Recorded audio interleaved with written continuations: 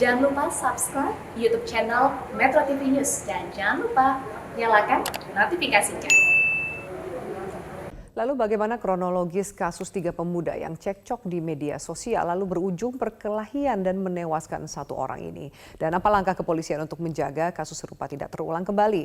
Kita membahasnya, kita terhubung dengan Kapolres Metro Jakarta Timur Kombes Pol Erwin Kurniawan. Pak Erwin, selamat sore. Assalamualaikum, selamat sore Mbak. Waalaikumsalam. Pak Erwin, bisa Anda jelaskan mungkin secara singkat kronologi bagaimana awal mulanya? Apa yang menjadi penyebab perkelahian yang kemudian menewaskan 1 orang dari 3 pemuda ini? Ya, bisa kami jelaskan bahwa hari Minggu, tanggal 28 Februari 2021, sekitar jam 20.00 waktu Indonesia bagian Barat, di Jalan Bunga Rampai di Kelurahan Malaka Jaya, Duren Sawit, telah terjadi percekcokan antara 3 orang pemuda yang kemudian berakibat kepada terlukanya ketiganya akibat dari salah paham yang berawal dari saling ejek pada Instagram, yaitu DM, yang kemudian berlanjut dengan pertemuan di TKP yang saya sebutkan tadi. Pak Erwin, Anda mengatakan tadi permasalahannya saling ejek. Mengenai apa mereka saling ejek? Saya konfirmasi karena juga ada yang mengatakan mereka ribut karena urusan teman wanita. Ya, seperti itu memang awalnya karena teman wanita. Keduanya tidak saling mengenal, yaitu antara Rofi dan Fahri, yang kemudian berujung kepada saling menantang dan akhirnya bertemu di TKP yang saya sebutkan tadi.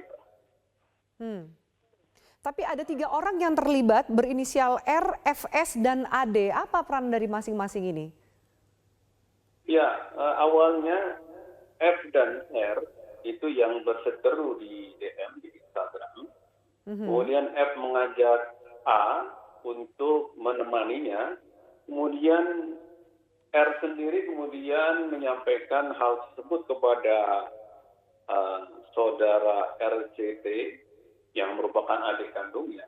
Yang kebetulan adik kandungnya itulah yang bersama rekan wanitanya mendatangi saudara F dan A untuk kemudian terjadi percekcokan yang berujung kepada penyerangan saudara A yang ditujukan kepada tersangka saudara RCT, yang kemudian mereka bergumul dan ketika itu yang digunakan adalah celurit, senjata tajam yang sudah kita sita.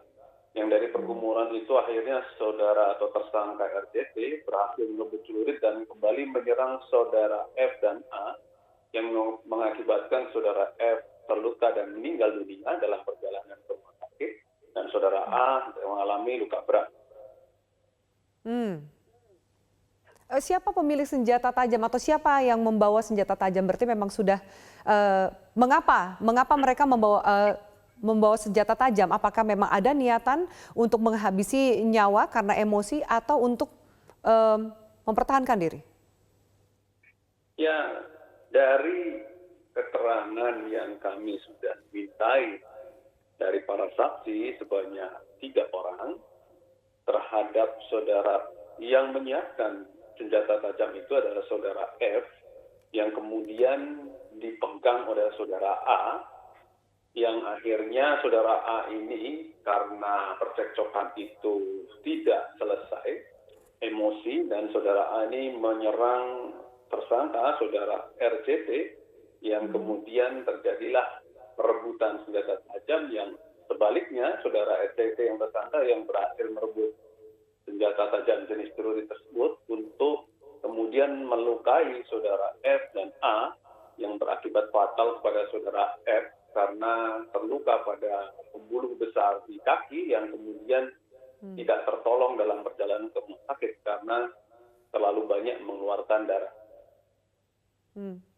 Sudah ada berapa tersangka, Pak Erwin, dalam kasus ini?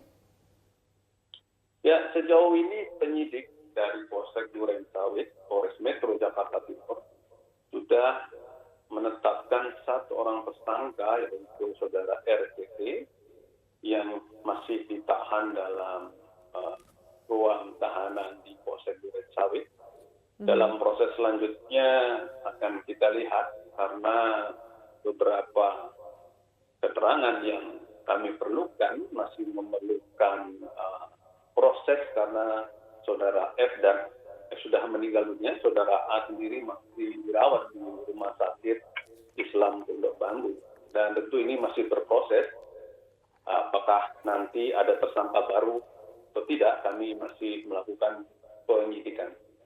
Baik, kita juga tahu ada polisi virtual, apakah ini sudah berjalan dan bagaimana mengantisipasi apa yang dilakukan oleh polisi virtual dari Polri untuk supaya kejadian ini tidak terulang lagi, Pak Erwin? Ya, virtual police yang merupakan program 100% Bapak Kapolri, 100 hari Bapak Kapolri, merupakan jabaran yang masih kami tunggu. Sehingga kami dari Polres Metro Jakarta Timur sendiri sudah melakukan upaya-upaya untuk melakukan kegiatan-kegiatan membuat literasi media kepada para pengguna media sosial, terutama dalam hal ini untuk mengedukasi mereka untuk dapat lebih bijak dalam menggunakan medsos, sehingga tidak terjadi hal-hal yang melanggar hukum seperti ini. Baik, Pak Erwin Kurniawan, Kapolres Metro Jakarta Timur, terima kasih atas informasi dan keterangannya di Prime Time News.